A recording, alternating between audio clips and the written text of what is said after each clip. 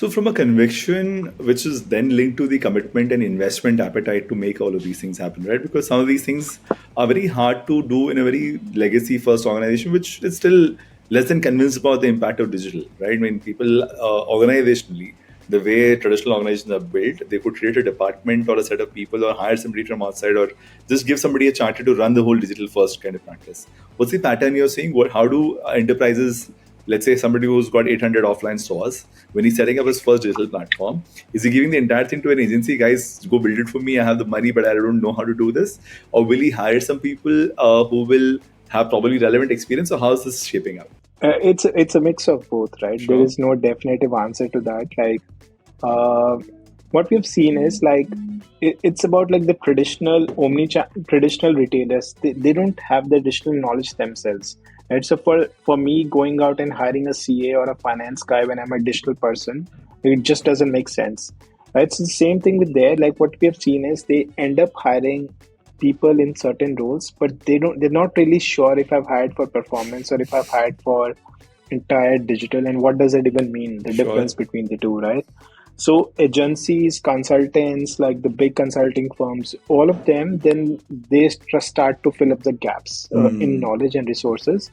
And players like yourself and other competitors in the same space, events that are happening, the awareness that is being created, all of that, like small things are adding up where, going back to my previous point, the right questions are being asked, right? So if the right questions are being asked, then it trickles down from there where you start thinking, like if I'm speaking about omni-channel, there is performance, there is CRM, there is marketing automation, there is NPS, there is so many different things. Sure. Now let me see if I have the talent for one, two, three, or somebody who can do two of this, somebody who can do one of them, right? Sure. So then it becomes easy for the businesses to take a decision, like I got this two like people in my team who can deliver on XYZ sections of the business, but for others I need to, for short term, get someone externally, right? So I feel like it's a good problem to have for businesses as long as it's headed in the right direction. You know what we've seen happen, and there's a lot of very large organizations in India which are going through a journey of digital transformation.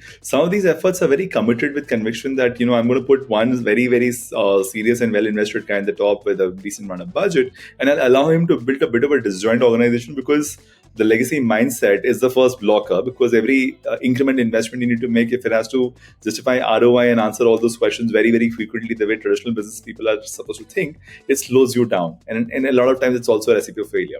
So we've seen very wholehearted efforts which are, let's say, the Adani group that we work with, or let's say the angel broking group, which have traditional companies but have transformed their digital mechanism very aggressively by pretty much putting like 1,000 people team as a dedicated unit, which is not intersecting on an everyday basis with the MEA organization. It's actually a different city, a different corporate office, a different leader that's running that piece. So and what we've seen also happen on the other side is slightly half-hearted / mixed attempts where you'll carve out a set of people who are otherwise traditional but are now wearing the digital hat and they're trying to do something. It's not their fault, but the fact is that this becomes much harder to do within the context of the larger organization. So in this set of choices that are being made in the region, you see some people now like, okay, I need to do this. I'm convinced at the top level. I'm going to put $5 million. I'm going to get this guy at the top and he'll run the show for me. Is that the level of conviction and commitment you see happening in some examples? For sure. I think some of the big groups, they've started having like transformation teams. You would be interestingly seeing on LinkedIn roles which are digital transformation consultant, digital transformation manager, and so on. And the central team, which then overlooks transformation independently and reports directly into the management. We're seeing more and more of that coming up in the bigger groups, as you're saying. And I think it's also a factor of like, at some point, the business owners, they need to start trusting other people, especially in the domains where they don't have knowledge themselves, right? Sure. It's a chicken and egg problem in the region where traditionally retail, it's a small Dubai or UAE is a small country, right? Sure. So what do? People go out in the malls.